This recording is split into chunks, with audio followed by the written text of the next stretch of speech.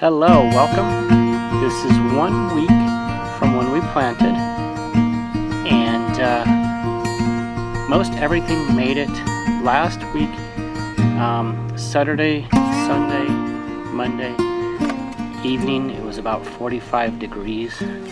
So these guys, these are one of the tomato plants. I just wanted to provide a 1 week update. Today it's about 90 degrees in Denver, and here's our little peppers. This is the giant Thai, and these 3 peppers, this one here, or these 2, and then that one right there, are the only ones that made it. And we believe that it was not because of the cold weather, but I think it was the transplant shock. So unfortunately this one didn't make it there. But the tomatoes seem to have bounced back. And this guy is doing really well.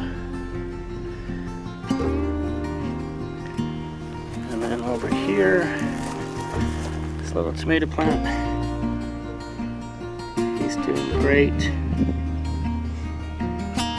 And we also planted some pumpkins and sunflowers, and I believe that is one of them popping up here. And then I forget what, I think these are either zinnias or pumpkins. Not sure. I have it written down, and I believe that is a little pumpkin. Believe, but I'm not going to pull weeds yet until, as you can see here, these are coming up, tiny little sproutlings. So I planted some sunflowers and pumpkins in this area.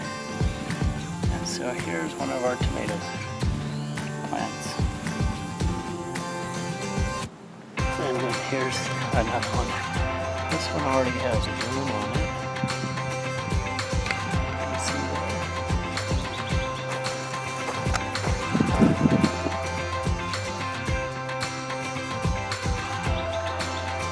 So I didn't have enough pressure,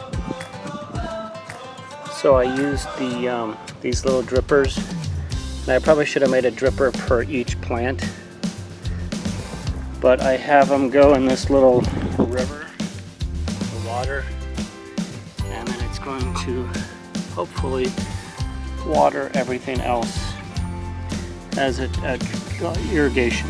It's flooding irrigation. And then we also have the sprayers to spray. There's some little ones coming up here.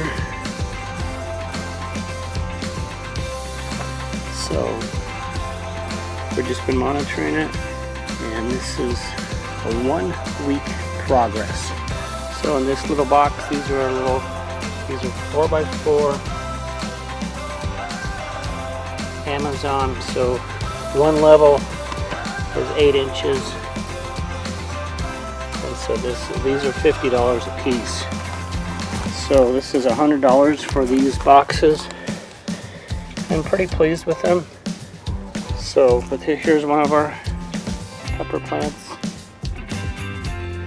It's doing really good, and this one's struggling, but he'll make it. And this one over here,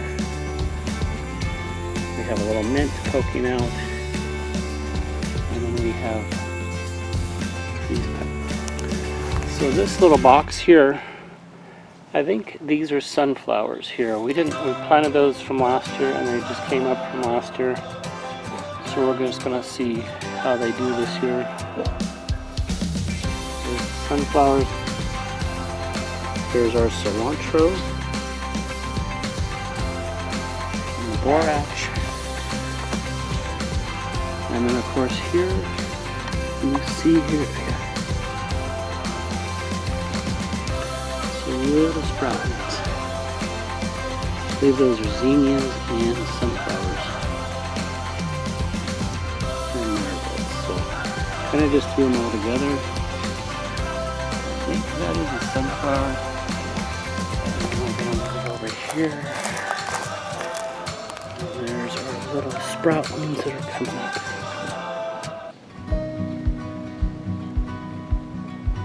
I believe those are zinnias. Little guy coming up here.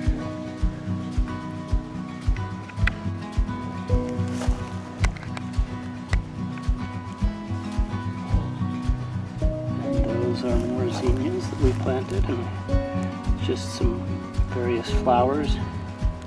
And those are getting nice and watered. And here's borage. And then, of course, we have, that's horehound. And then we've got a little tiny little strawberry bloom there. And I'll peel this back. And we have some tiny little strawberries.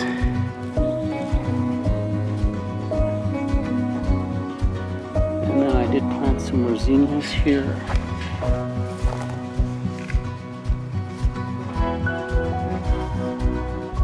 And then here's just some borage. And then this guy, not sure exactly what he is. Maybe one of the cucumbers we planted last year. And then this one hasn't came up yet. And here's a little little flower, I think. Either a flower or weed, not quite sure. Wait till he develops some more. And then here's some more cilantro. That came back from last year. Didn't have to do a thing. Forget what that one's called. And now this is these are coming back and blooming, and we have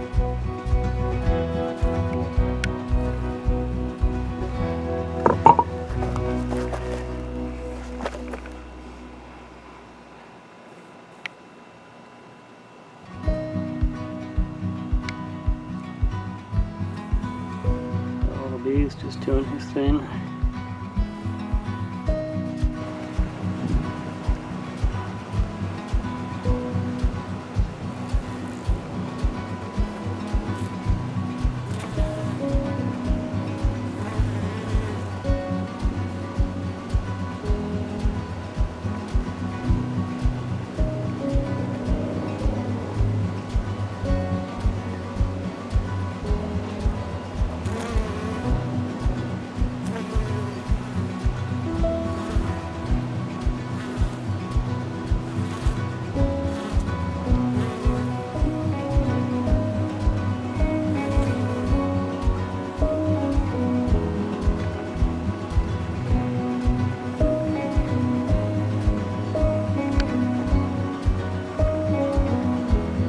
We're watching him work.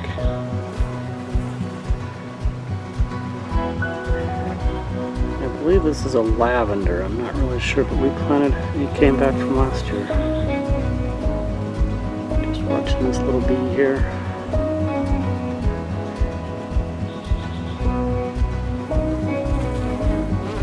Oh my.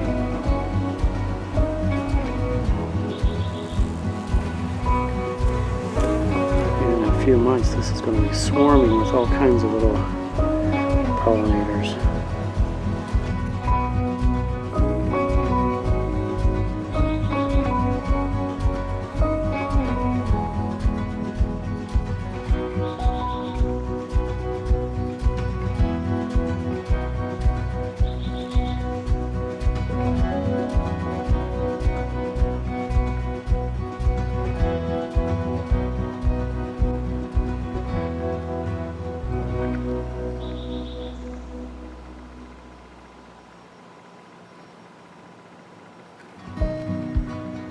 Yeah, we got some customers there.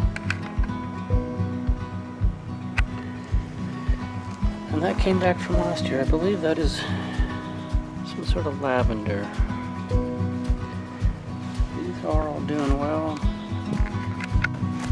And this is dill. This came back from last year. I also planted some dill seed as well. here. That came back from last year. Of course, we have a weed. I personally really like dill on my salads. That came back from last year. So that is basil. So he had a rough start. This was what we got from the store, King Soopers. So hopefully he'll bounce back. And then here's one of our little peppers. He's doing good.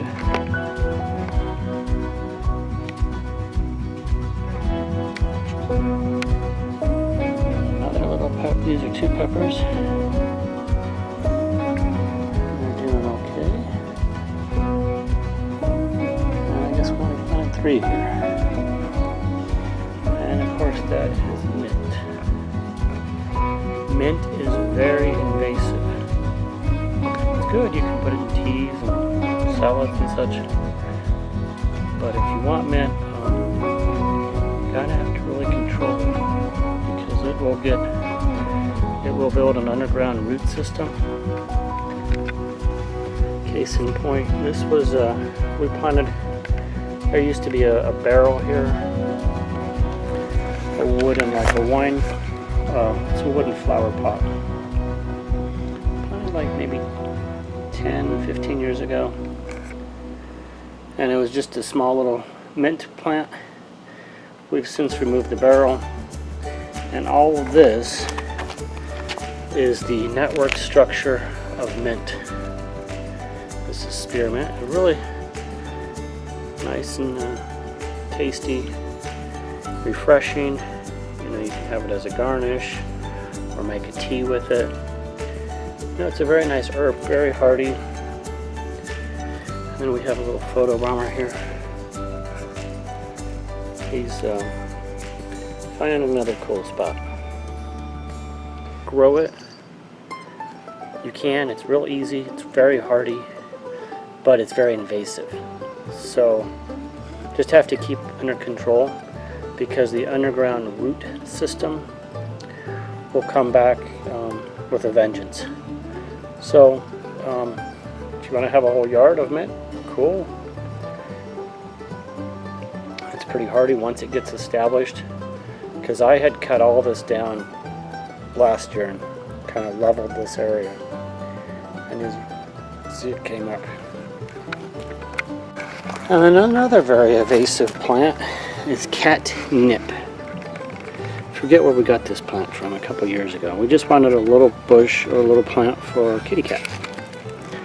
Well, it is very invasive too. It's part of the mint family. And so this bush is probably 3 feet wide, maybe 4 feet. 4 feet wide maybe, 3 feet high, and it is invasive as well. So it's part of the mint family.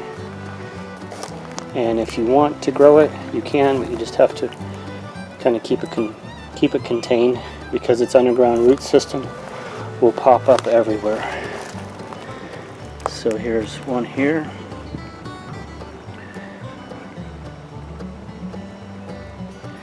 And then of course it's spilling out, and then spilling out over the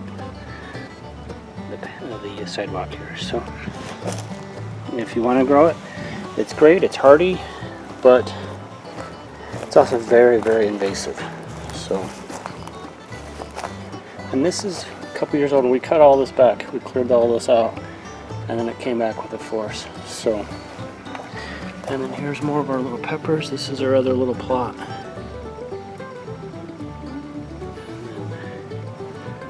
This little pepper. And then we rotate you around here. And that little pepper. So they're doing really well. The peppers are doing really well. Oh, and then yeah, the peppers are doing well, except the giant Thai peppers. That big pot that we planted, only 3 of them made it. I think it was transport shock. So, but so far we've got a good status report for a week out. I just wanted to. This is cat mint. And again, very invasive as well. The little kitty cats love it. They like to chew on it. It doesn't make them go crazy. It's, again, part of the mint family. And this particular bush, it's maybe 3 feet in diameter. It doesn't make them go crazy. I think it's more of a calming effect. So we have cat mint. Getting pretty invasive. I mean, it's stayed in this little area. This is maybe 8 years old. But it's Buddy across the way here. Now this is catnip. And it's very invasive. So every morning our kitty cat's little Buddy comes by at about 9 in the morning and gets her little hit and then moves on. So if you want to grow this, you can. It's really easy. Might suggest putting it in an area of the yard where because it is very invasive and you may attract other little kitty cats. So, but it's very invasive, very hardy, and it's easy to grow. He has all the catnip he can handle, and he's probably would like to give away some of his catnip. So if anybody wants any catnip, I can definitely send you a starter, or send you, because he has more, no, it's even showing up here, the catnip, because its root systems